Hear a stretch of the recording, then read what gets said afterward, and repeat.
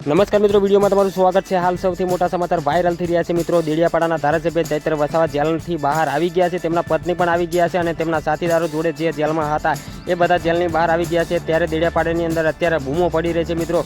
બૂમો દેડિયાપાડાની અંદર ના કહેવાય મિત્રો, આખા ગુજરાતમાં બૂમો પડી રહી છે। કારણ કે કેજરીવાલ એકવાર આવીને ગયા હતા ત્યાર પછીની બૂમો પડવા જ લાગી છે અને બીજી વાર પણ દેડિયાપાડા કેજરીવાલ આવી રહ્યા છે મિત્રો। ખરેખર ક્યારે આવવાના છે એની તારીખ તમને સૌથી પહેલાં મારી ચેનલ પર 2 દિવસ અગાઉ તમને જણાવવામાં આવશે। ચેનલ પર નવા છો ચેનલને સબસ્ક્રાઈબ કરી નાખજો, કારણ કે અત્યારે તો ચૈતરભાઈ વસાવા ટ્રેન્ડિંગમાં ચાલી રહ્યા છે। આખા ગુજરાતમાં બૂમો પડી રહી છે મિત્રો।